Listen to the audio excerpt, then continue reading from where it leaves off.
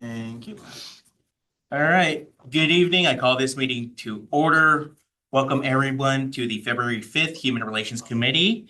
Please be advised that there is agendas in the front of the room. For your convenience, I will now ask the Principal Management Analyst to take attendance by roll call. Thank you, Chair. Committee Member Lester. Here. Committee Member McDonald.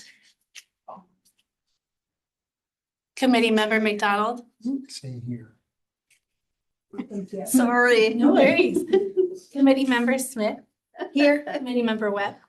Present. Vice Chair Chadwell. Here. I And can Chair barely hear Here. you in this room.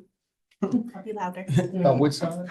Thank you. Which side? I'll now move on to item 3, minutes approval. The minutes for the December 4th, 2025 This room. regular meeting have been delivered to the committee members and posted on the City Hall bulletin board.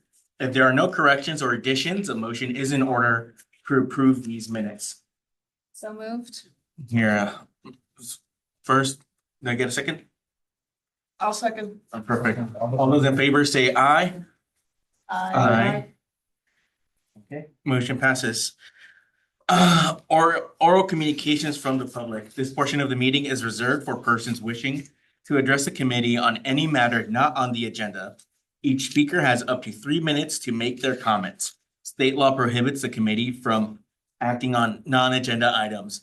For those attending the meeting via Zoom, please use the raise your hand function or press *9 on your phone to make a comment on any item not on the agenda. The committee will receive in-person comments first. Seeing none and none online. Perfect. We'll move on to item 5, unfinished business. The Civic Participation Ad Hoc Committee will present an oral update. No action will be taken on this item. So thank you, Chair. The ad hoc committee last met on January 16th, where we were able to kind of reflect on some of the data from specifically the survey that we distributed. And we discussed how even though we made adjustments to the original format of the project by including a survey, we were still not seeing as many answers in different languages as we would like, and kind of wondered if if we're hearing from the same people, or how many new voices we were able to successfully capture. And so I think from there, we agreed to do some direct outreach to certain groups and people, specifically of different first languages other than English. And we will be checking back in tomorrow, and from there, hopefully have a more complete representative data set of voices that we don't typically hear from in Mountain View, that can inform our conclusions and recommendations. Thank you, Committee Member Lester. Any questions from the committee? Okay, seeing none, I'll open the floor for public comment if there's any attendees. Seeing none present and none online, we'll move on to the Know Your Rights Ad Hoc Committee. We'll present an oral update. No action will be taken on this item. So we met yesterday to discuss some updates. We are scheduling meeting dates with community partners to see what the flow would be and what would be better for the public, whether it be online or in person event. We have seen some movement along this journey. We have former chair of the HRC, now member of the Senior Advisory Committee, Nirvana Wukidu, will be joining us on this endeavor. And I'll take any questions from the committee members if they have any at this time.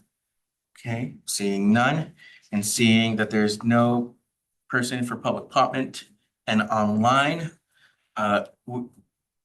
we will move on. We'll move on to item 6, Sustainability Programs Community Outreach. The committee will now receive a virtual presentation on this item from Sustainability Division staff, Whitney Ramos, Sustainability Division Analyst, and Daniel Lee, Chief Sustainability and Resilience Officer, will be presenting and are available for questions. No action will be taken on this item.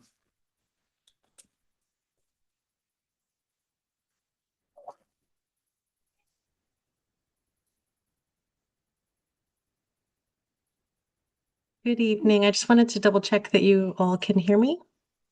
Yes. Wonderful. Thank you for having us this evening. My name is Danielle Lee, and I'm the city's Chief Sustainability and Resiliency Officer. I'm joined by Whitney Ramos, who is one of our sustainability analysts in our division.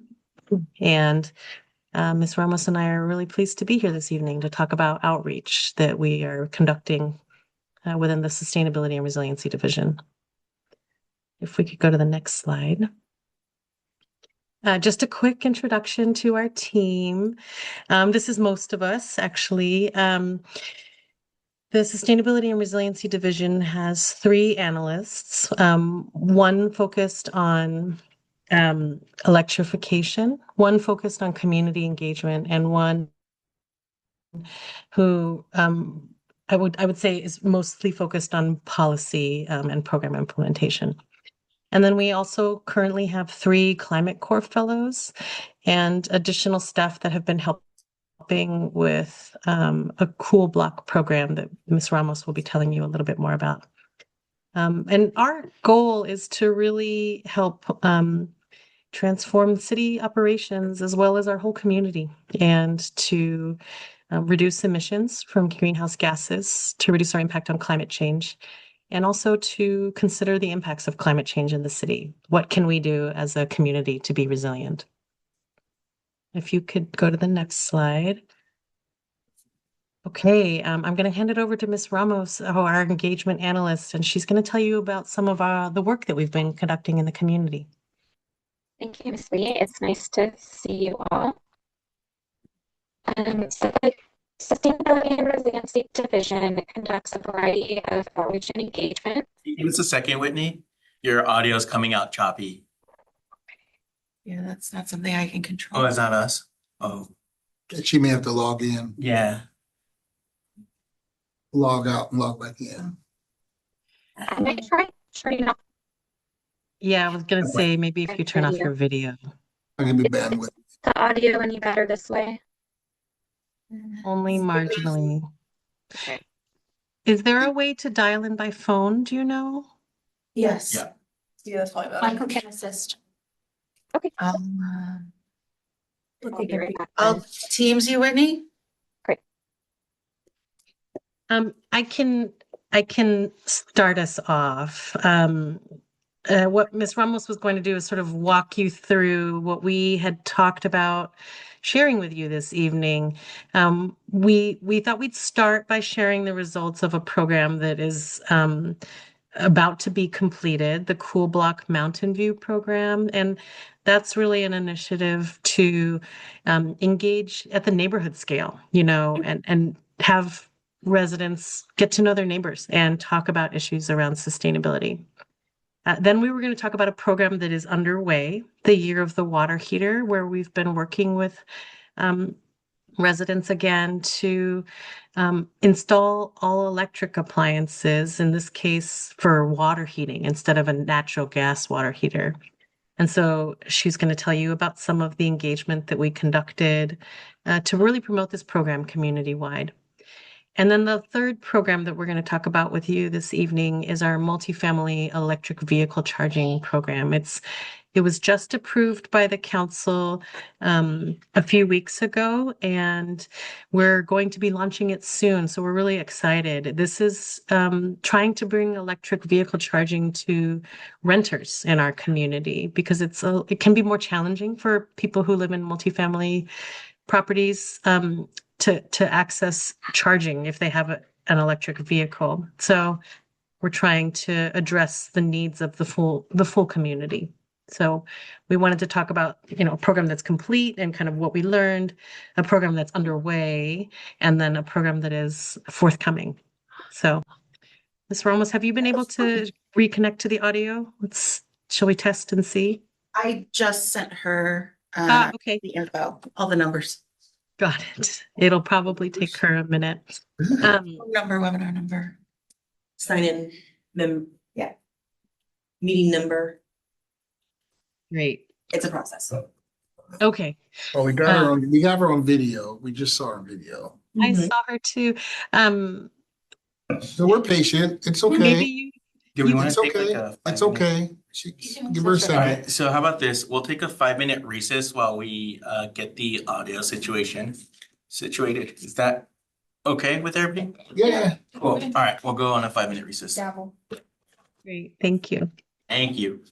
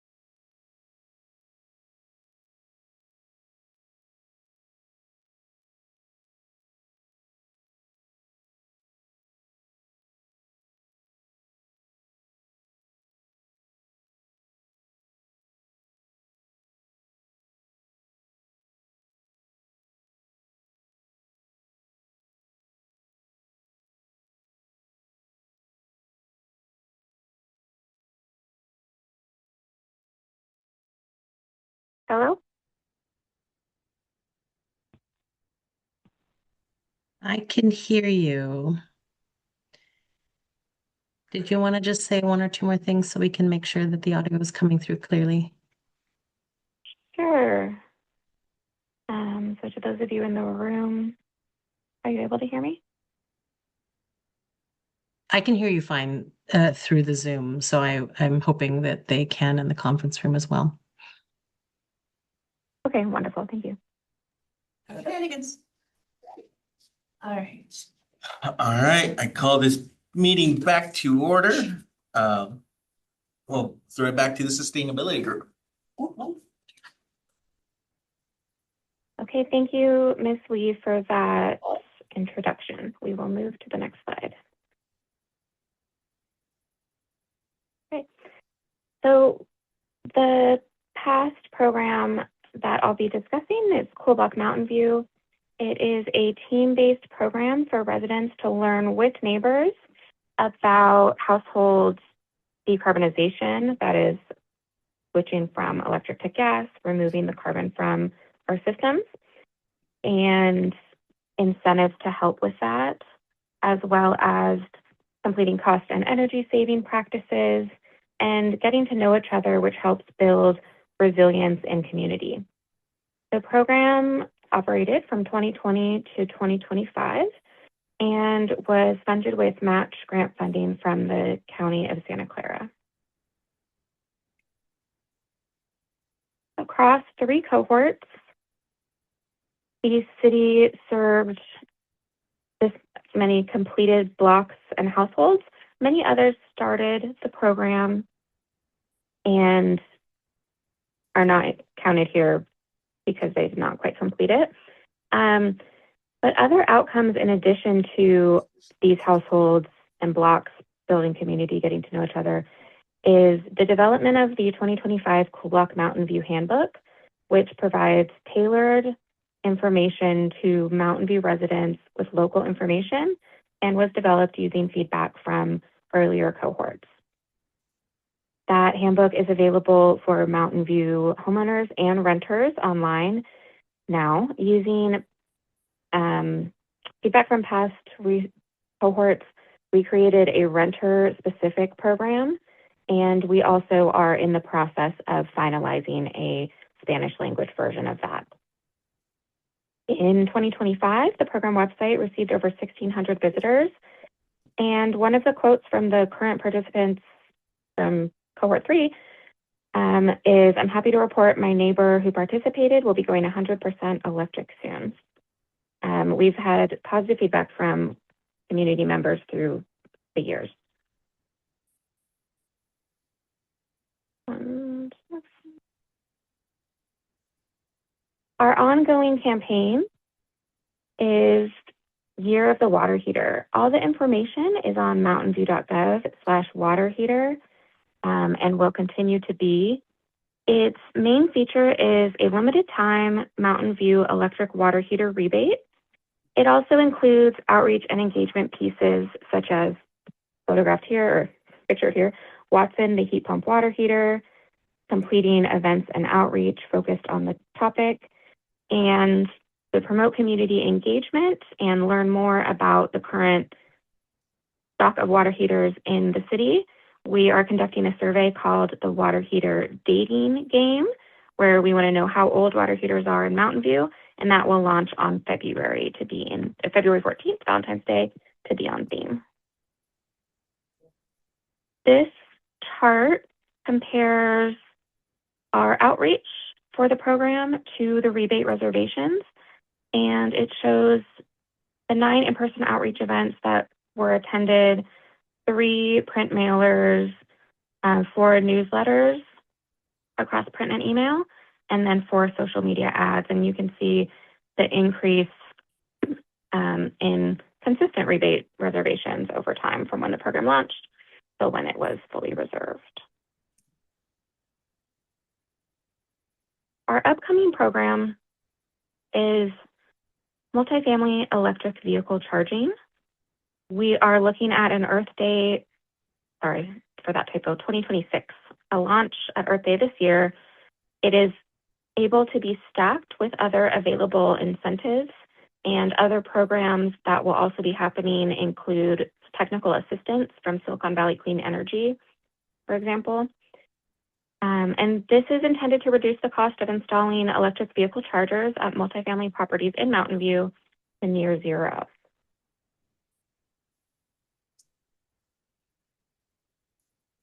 We are exploring outreach pathways, both through the property owners, managers, who of course are the decision makers. They are also a time-constrained population, which is something to consider, as well as through the residents living in the rental units, which would help support electric vehicle adoption.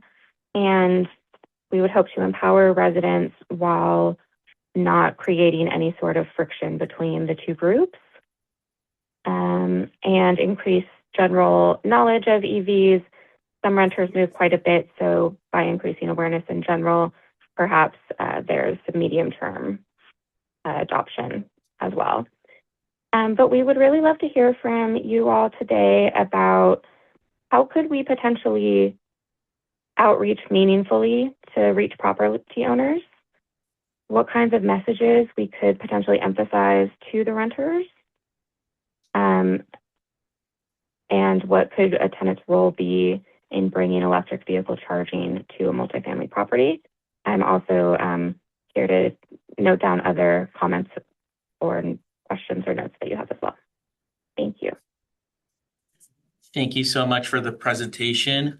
I open the floor for public comment. Seeing none in person and none in line, I'll now move it to committee member questions.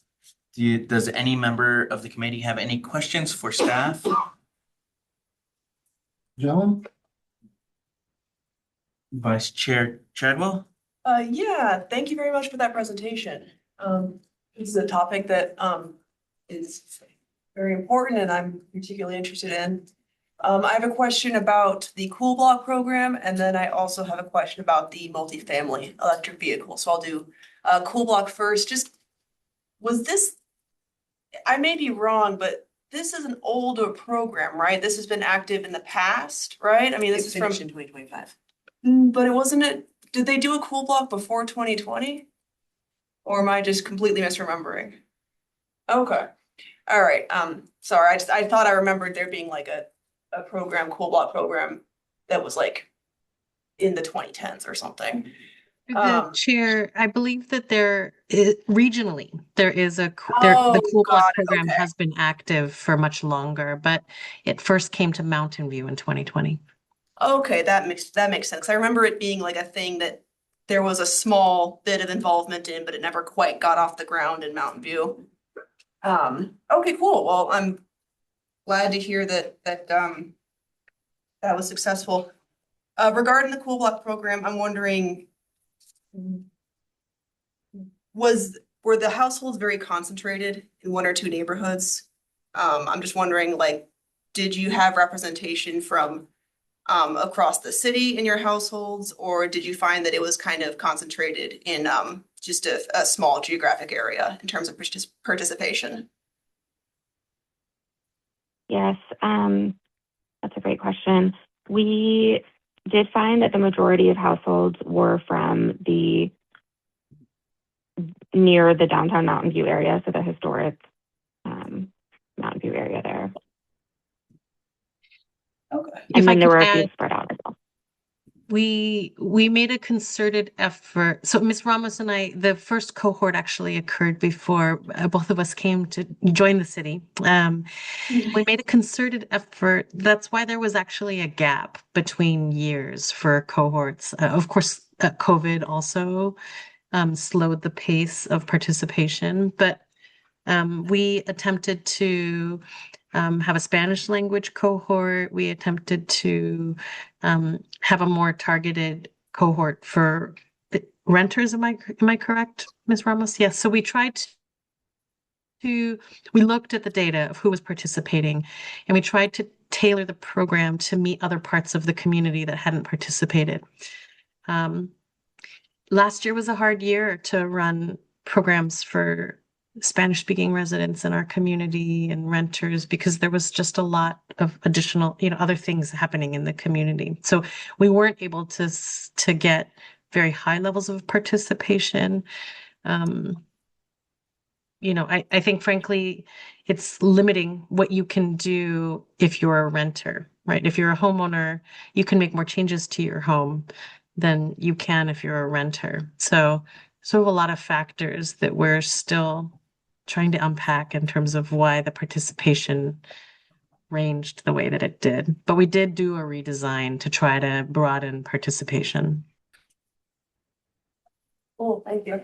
Thank you, Vice Chair. For property managers for residential included in the property owners and managers, because I've been wondering about who decided in the Montaloma area around the corner from me to put in a charging station, several charging stations in the commercial shopping center. It's a small shopping center, but it's really very handy for people who have that need. And are there incentives to have that happen, or is it just a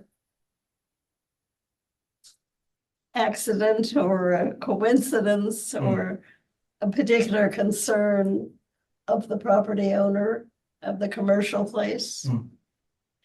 If it's on a commercial property, then that would have been by the initiative of the property owner. The city did not have incentives available to businesses, but the Inflation Reduction Act and California's Clean Cars Rule, which are both now initiatives that have been dismantled by the federal administration. But at the time, in the last, I would say 3 or 4 years, there had been a significant push to increase electric vehicle charging and grow the market for electric vehicles. So there were incentives for both new and secondhand electric vehicles. And then there was a law on the books for the state that was going to ban the future sale of non-electric vehicles, but not until 2035. So there was a big ramp up to just have more infrastructure, have the market grow, have more people, help more people to actually buy electric vehicles. So I don't know if that particular property owner took advantage of one of the many programs that were sort of proliferating in the past 3 to 5 years. But the city could not take credit for that particular.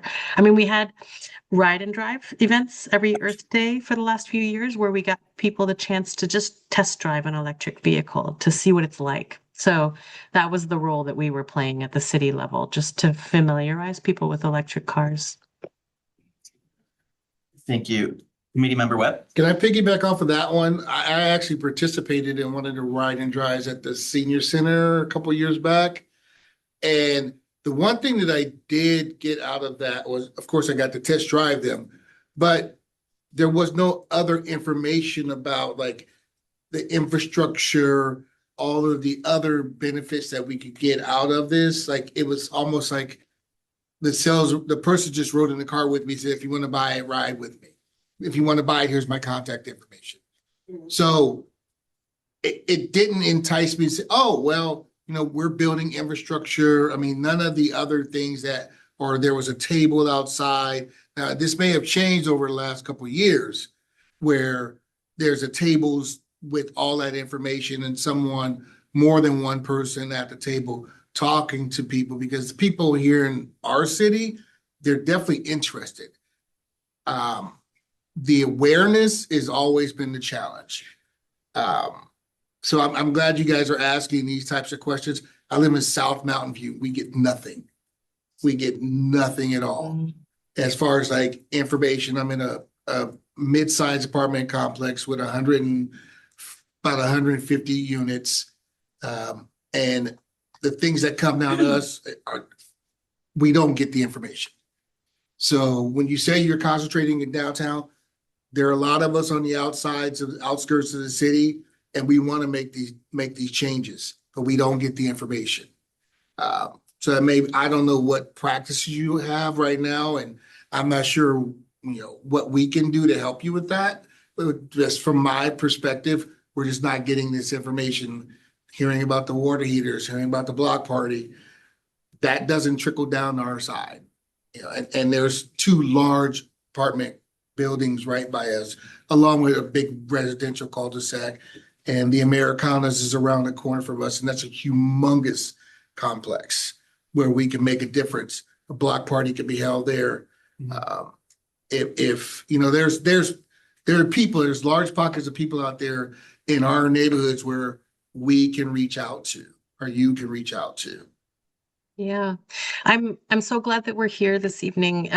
The multifamily charging program hasn't yet gone live, and so this is really the perfect time. You know, we would love to reach out to some of the properties that you just mentioned first.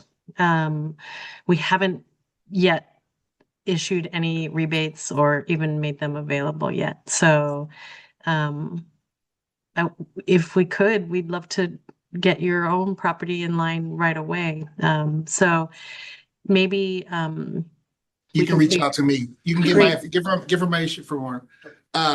Yeah, because right now we have several people that live in our complex that own electric vehicles. There's a couple outlets outside of our, like, in the common areas where they're using those to charge. I've actually spoken to our property manager about getting those in.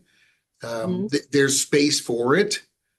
So we definitely should at least consider it. If it's incentivized, I'm pretty sure our owners will at least consider it. That's fantastic. Yeah, we've stacked this program with other rebates. And so it is designed to be really accessible, that it's not meant to be costly for the property owners.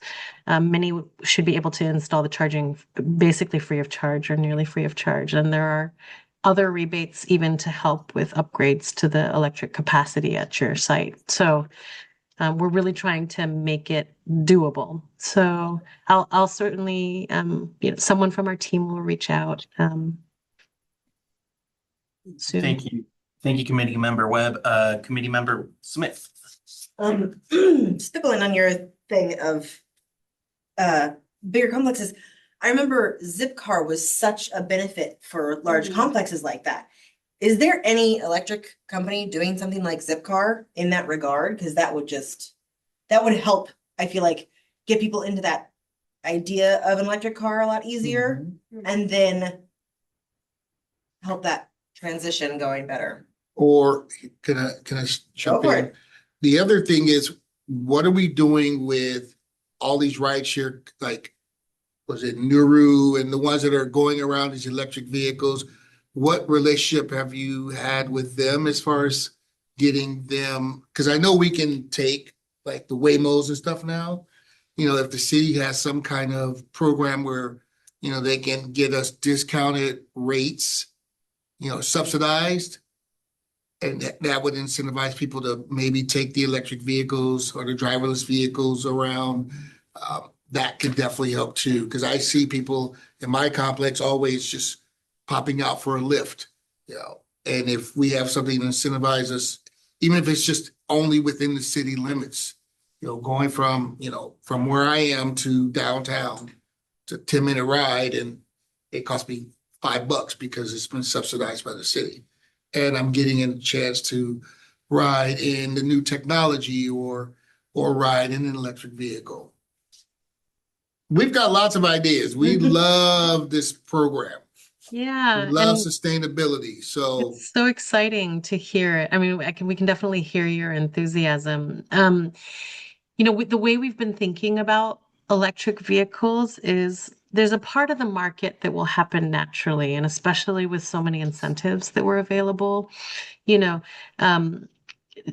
there were a chunk of the community that could acquire an electric vehicle without assistance. And then, you know, these rideshare programs, they could manage installing and securing access to charging for their fleets. And what we've tried to do is think about who's not being brought along in the programs that are, or not even programs, but in the way that our community is transforming, who's not being brought along, who's not getting enough support to start to make these changes, which is why this program, you know, so folks who live in multifamily, if they can't access charging reliably, it's a lot scarier to buy an electric vehicle. You know, if you don't know that you can charge it, you got to get your kids to school the next day, right? Like that's just adding another layer of logistics into life. And so we were seeing that there was a lower conversion rate for electric vehicles with people, you know, members of the community who live in apartments, and for good reason, because there isn't enough charging infrastructure. So we've tried to tailor our programs to kind of support the part of the market that wouldn't happen naturally. Now with all of the incentives changing and going away, that segment might be growing like over the coming years, as federal incentives have dried up. We have to kind of rethink that moving forward. But for now, we're starting with this multifamily program because of this identified, you know, gap where not everyone could make that change. So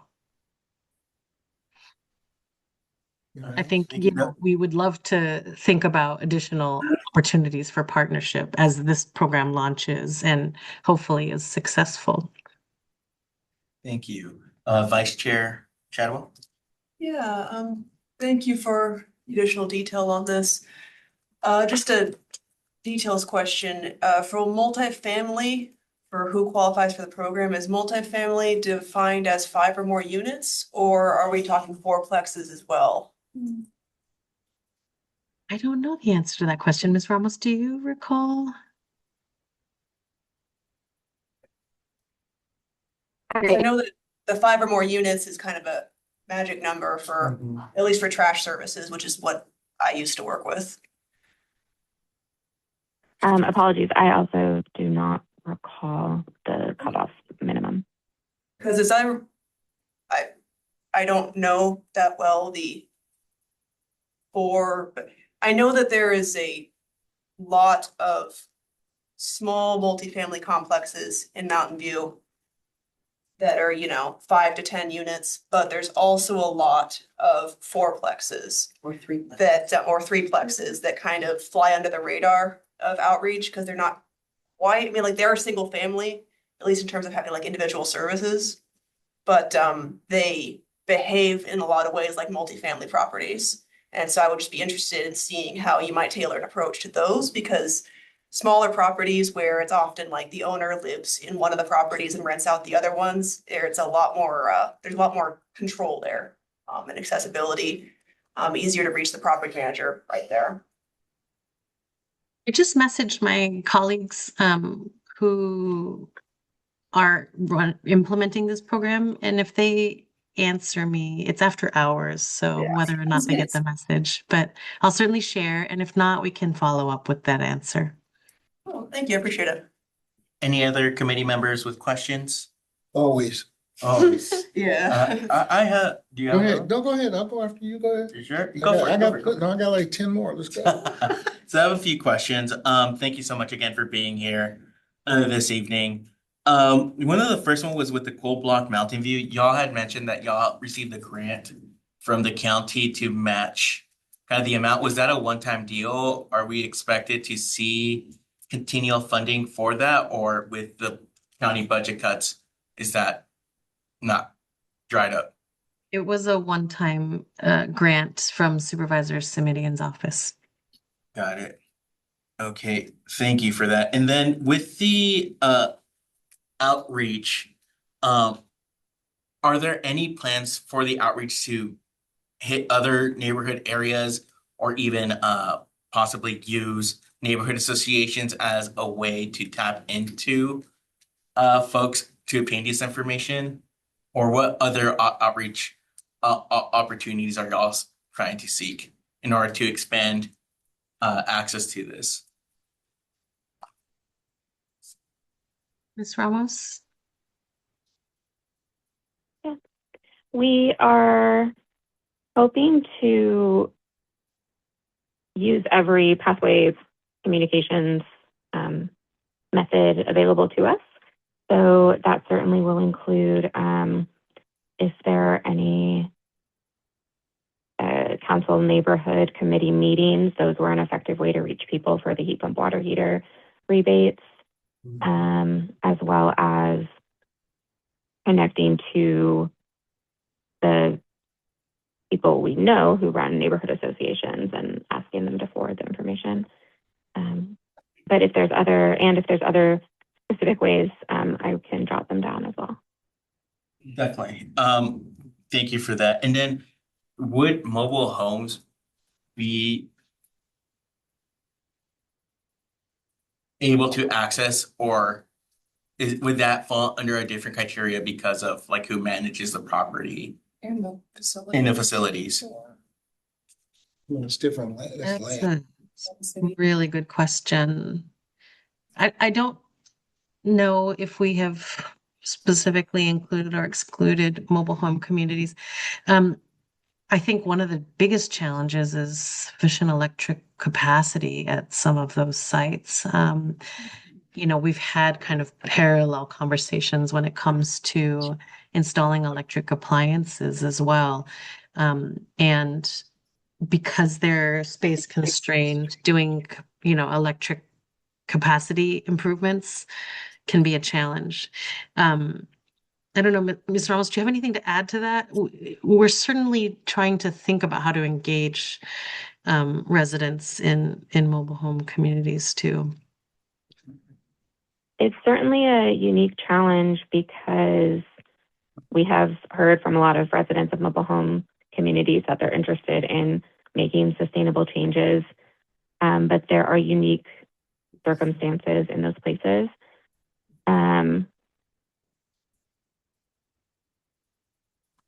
The details of this program aren't fully finalized yet, but that is another note that we will add to just confirm the correct answer and send over.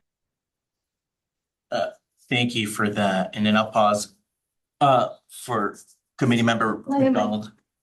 Nothing has been said about the cost of this.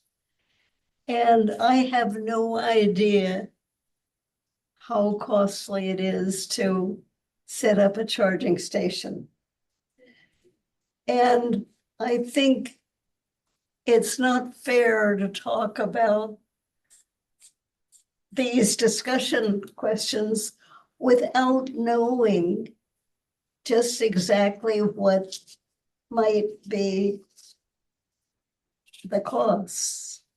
They're trying to give it to them for free. Committee member, They're trying to give it to them for free. committee member Smith, what, let them answer. Don't know if she can hear them.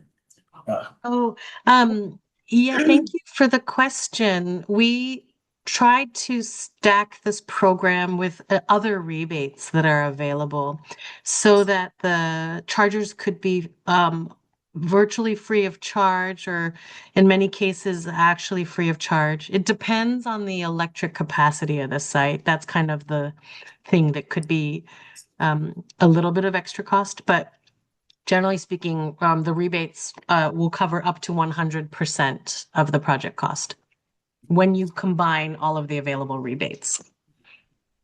It's still, Can I answer the question? on Committee member Webb, do you have a question? that?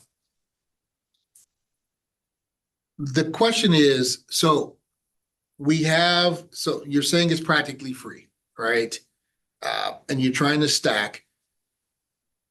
The challenge, I think, with this is how are you going to guide these property managers through this process and make it as painless as possible? Because the one thing, and I could say as far as like property managers or the on-site people that run the apartment complexes, they don't want any additional burdens. And they are the champions to going to the owners of the property. So as you're thinking through this, you want to make sure that you can say it's practically free. We can help you walk through the process, so there'll be no issues. We have a dedicated staff member that helps you. Anything that you guys can do to do that, I think it will help make this program successful. And as an apartment complex ambassador, that's what we want to look for in each complex, and whatever program you can get out into the public eye to say, we're looking for apartment complex ambassadors to help us get our goals in your apartment complex for sustainability. That person can help go talk to that property manager and say, hey, they're going to guide you. There's no problems. It's easy peasy, whatever the case may be, to get it to the next level. Because there's always going to be stops along the way until it gets to that final person. And that decision maker it's always bottom line. So they need to see the number. So before it even gets to them, they need to see the number from that property manager or that ambassador. Okay. Thank you. Okay. Yeah, I Vice was Chair? just going to add, I'm sorry. So the goal of the program is to have the chargers be installed free, but of course, charging your electric vehicle would still be a cost. There's an electricity charge. And then in terms of the other comment that you made about walking property owners through it, we really gave that some thought. Included in our program design is the intention to basically bring on board like a concierge type service. So we're hoping to be able to pay a property manager to be kind of like a consultant to their fellow property managers and help walk them through that process. Because we recognize that they understand kind of their own constraints and also how to talk to each other, and just they know what it's like to have to jump through extra hurdles when they've already got 1,000 things to take care of every day. So the goal is to have a concierge specifically for the property managers. So it would be free of charge to install the chargers, and we'll have somebody there by your side to kind of walk you through that whole process. So you don't have to kind of puzzle over forms and paperwork. So. Okay. One more. I heard you say something about a property manager to help other property managers. And I have a person in mind that I think would be totally willing to do this. So I definitely believe we're reach out to going, me. wonderful. Thank you. Yeah, Vice Chair Chadwell? Yeah, so regarding the credits, incentives, I forget the term. You, how many? Like, I realize that the exact costs are gonna be different for each, call it account, each, property or whatever. But how many are you estimating your program will have the capacity for? Like, I know that the water heater program, all of the credits have been reserved, which congrats, that's awesome. Is this going to be a similar program where, assuming that the outreach is successful, which we hope that it is, you will get a list of interested properties?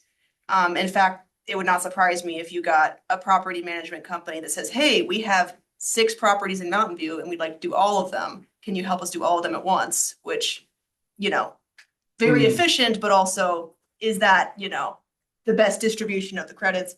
Basically, my question is, how many properties do you estimate you will be able to do, assuming that, you have lots of interest? Just briefly, I did hear back from my colleague that fourplexes would be included. They are, they meet the criteria from Silicon Valley Clean Energy, who's our partner in implementing the program.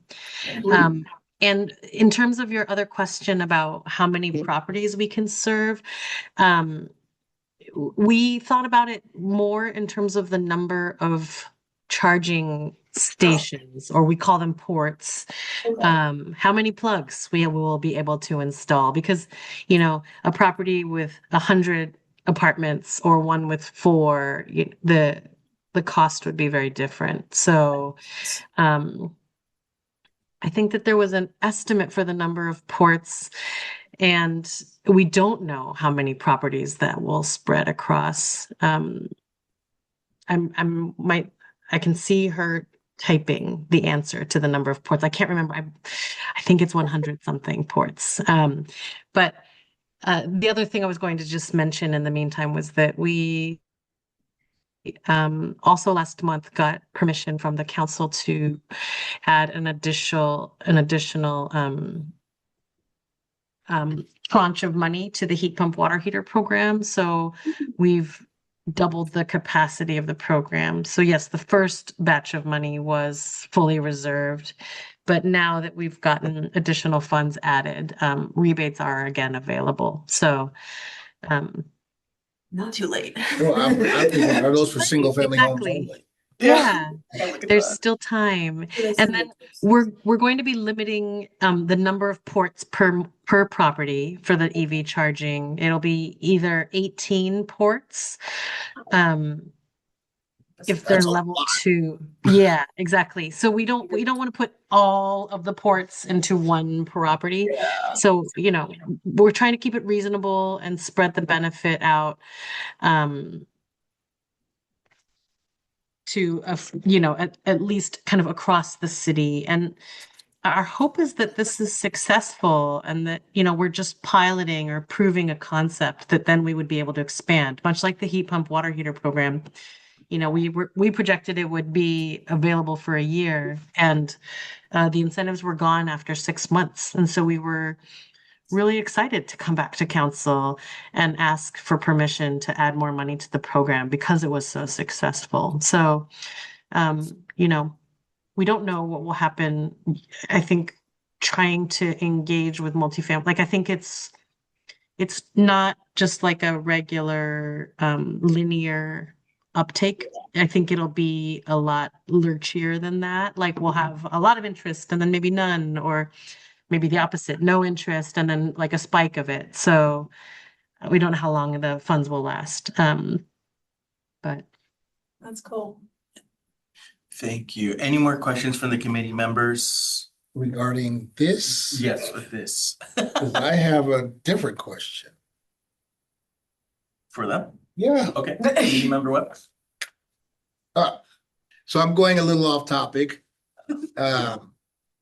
I'm just wondering, because I see that you have a deck on these different areas, but I was also wondering about what your scope 3 plan is for the city.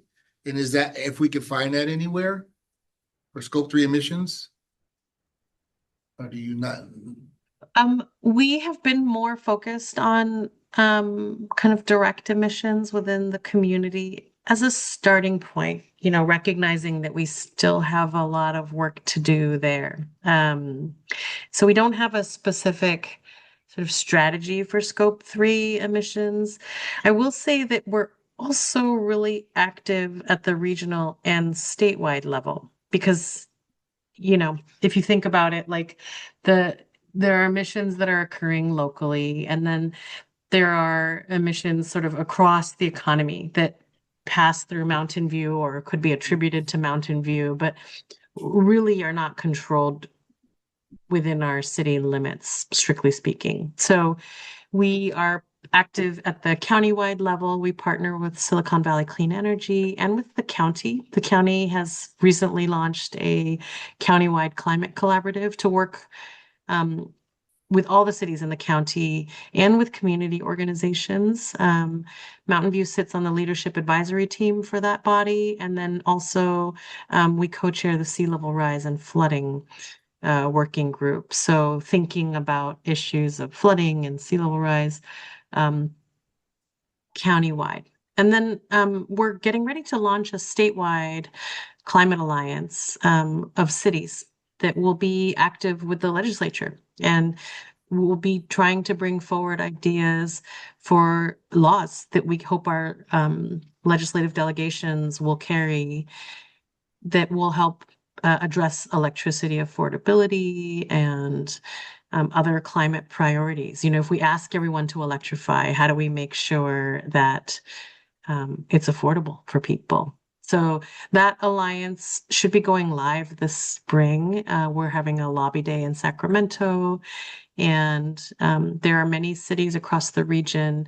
Mountain View is on the steering committee of that body as well, and is one of the founding members of it. So we're starting to think about our work kind of in these concentric circles. You know, we have a lot of work that we do right here in the city.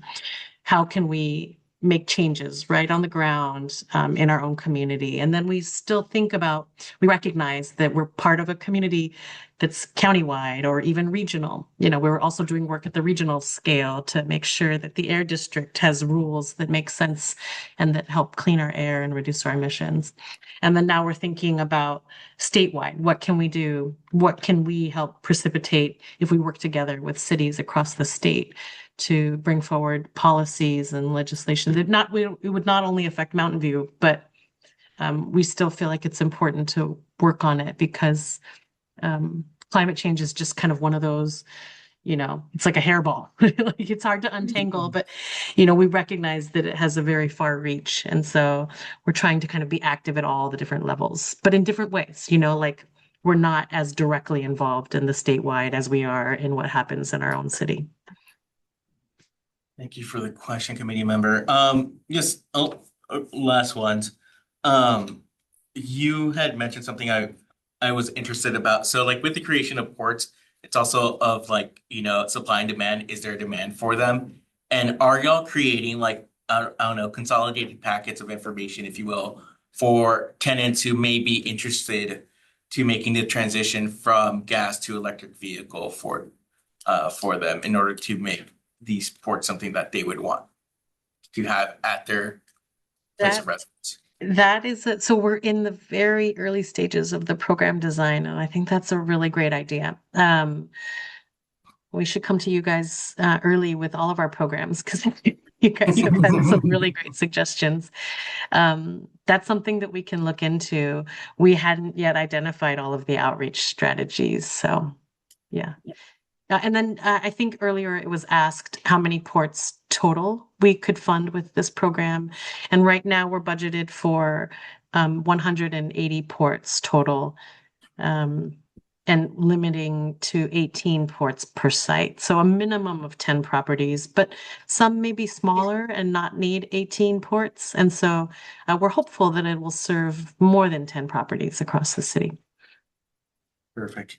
Well, thank you so much. Can I add Yeah, we got more. Yeah. We need to come to some of your meetings so we. one more question. We but would sure. love to This have is- you. You're clearly champions. Just wanted to piggyback really quick off of, because I appreciate, Chair Pocon, you mentioning consolidated information for renters, and I guess just since you did specifically ask for feedback on, outreach strategies, something that I would like to know, just based on, I used to do, multifamily outreach for, setting up compost in Mountain View, years ago. But anyway, something that I experience sometimes with renters is that they don't always want to like be the person that's bugging the property manager. And so, and yeah, you guys already know that, but just having a way that somebody can say, hey, I'm interested and here's the contact information for my property manager, and you can, you can let them know that I asked, versus, hey, I'm interested.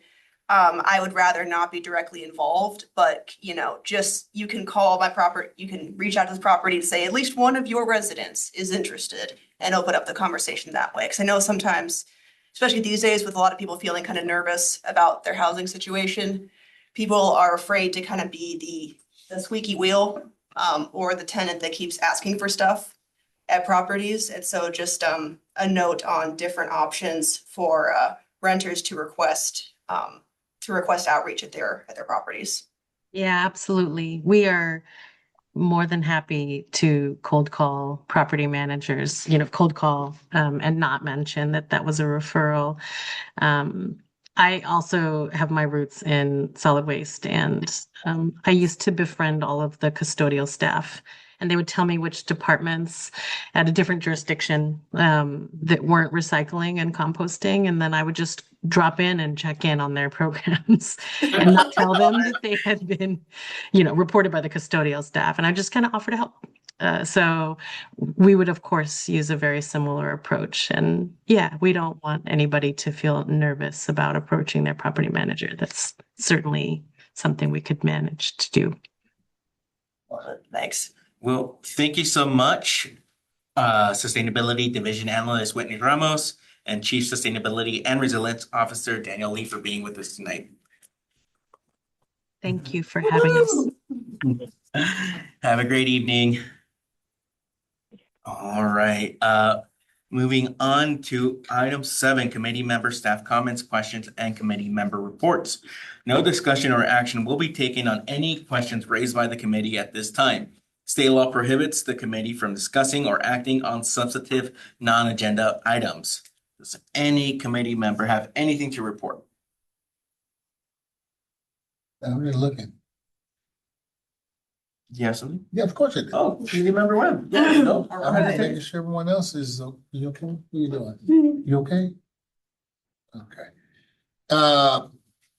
We have a date for the Multicultural Day. Everything's starting to roll. May 2nd. We pushed it out for the weather. We've extended the time from 3 hours to 4 hours. Nice. All right. It's available on the website for applications for the to be a performer, also to have a booth, and also to display your art in the art gallery for the week. We want to try and do a bigger push this year for that. So we're hoping the committee members can help us with that, spread the word out, use your Instagrams and all that to have, well, if you have an Instagram, to get that information out. Because we want more people to be able to bring in from other communities to display what's in their homes as well. The other thing that we came up with was an opportunity, and we want to get feedback from you guys as well, if we want to have a table at the event. That we, besides going up to the stage and doing that, actually have a table and talk more about what the HRC is doing. So we want to make sure that we get that information. I have to bring that back to them as well. And that is it for now. Thank you. That's awesome news. Yeah, please. If you could share with Laurel it'll go through Laurel. Yeah, in that way she could share with us. That way we can Yep. push it out. That'd be awesome. Yeah. Thank you. Any other general announcements? Okay, I have a few. So I'm part of also the Human Rights Commission with the county. Part of the pushes right now have been as y'all may have known, there's Latino wellness assessment that Supervisor Sylvia Rennes has pushed out, right? And because of that, it's also influenced other demographics to kind of want an assessment within their own community. One of the ones that was really pushed for was the Black African American Ad Hoc Committee. We pushed it forward as a recommendation to the supervisors to approve an ad hoc committee such as this to assess the wellness of our Black African American community members within our county, see where we're at from back years then and what needs to be addressed moving forward. It sounds like they have also approved that committee's formation. So we're hoping in the months to come to hear more on that, and I'll report on that as well. It's Super Bowl Sunday or the big game this week. We do advise, in case you know of any impacted members throughout the community, in case they are, fearful of a certain activity, to please call the Rapid Response Network 408-290-1144. Do not spread rumors. Do not share it with your friends. Just contact the network and don't go out and prove or disprove a rumor. We don't want to create more fear and pandemonium throughout this. I also got to be part of a conversation with Chief Cantfield and the members of Cafecito, kind of with respects to this issue or some of the things that we'll be seeing throughout our city. One of them is an increase of law enforcement, not only within for MVPD, but other local departments in our Castro area, Saturday and Sunday, both before the game and after the game too. Residents shouldn't be fearful of that. Just normal protocol for those events, especially with a lot of people coming along for tourism purposes. But again, the Rapid Response Network is there in case you really want to call them to be able to go to that site and kind of investigate. So there's that. And that's it for my report. We are actually last thing. We are for the Human Rights Commission gonna be doing an analysis in the near future with Medi-Cal impacts. As you know, because of HR 1, a lot of folks, especially the immigrant community or undocumented community, got impacted in access to healthcare.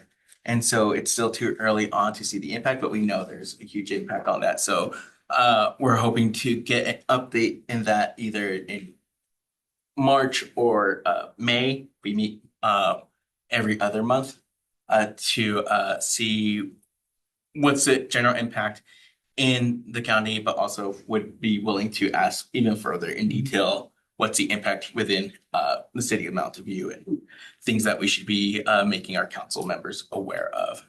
And that's it for my announcement. Just two things, kind of on the same note of what's happening with Super Bowl Sunday this weekend. I've had conversations with Chief Joseph over in the city of San Jose, and then also Sheriff Johnson with the county of Santa Clara. And per county ordinance and state law, we're gonna see a lot of different colored uniforms, but no local law enforcement is permitted to be masked. So that is like a good thing to remind folks of, hey, you may see a lot of law enforcement, you may even see federal agents, but they will not be masked. And they'll be easily identifiable with a badge number and everything. But of course, if you are not sure, call the Rapid Response Network first. And then something just of interest, Chief Canfield put out a message this week saying that all flock cameras in the city have been turned off. I do hope to see other cities follow suit in that sense because of supposed data leaks to the federal government. And the council is going to be voting on February 24th to cancel the contract with Flock. And I know that's been a large part of the conversation in terms of immigrant safety in Mountain View and in the broader community. So just something to look out for. And I know that I'll be tracking that conversation to see how it could potentially be replicated in other jurisdictions where we're seeing heightened surveillance in the name of safety. But it's actually causing a lot of fear in our community. So What was that vote again? 24. 24. Yeah. Any other announcements before we conclude meeting? Oh, yeah, sorry. Chief Principal Analyst Laurel. Do you have any announcements? You Chair, I do have So a excited. couple, no worries. One is, I want to make all of you aware that you may have noticed there's something missing from this meeting's agenda, which is typically per the HRC's bylaws. At the first meeting of the calendar year, we select the chair and vice chair. And that due to staff error was not included on the agenda before the Brown Act deadline. So it had to be rolled over to the March agenda. So we'll be doing that at your next meeting instead of this one. Apologies from me to you for that oversight. The second announcement that I have for you is that, as you all probably already know, there is a vacancy on the HRC. Applications for that vacancy are open until there's a sufficient number of applications to be considered. I'm not certain what that number is, but I can share it with you when I learn it. And I have forwarded to all of you a flyer that has the vacancies that are currently open on Mountain View boards, commissions, and committees. So there's no specific deadline for that, but please, if you know someone interested, share with your networks, invite people to apply. And then finally, on the topic of the Super Bowl and special events, this Saturday in the downtown, there will be a city-hosted Mountain View tailgate party called Fan Fest. It'll be from 2 to 5 p.m. again on Saturday, and you are welcome to come down and enjoy the festivities, which include music, games, giveaways, etc. So that would conclude my announcements for the committee. Thank you so much, Laurel.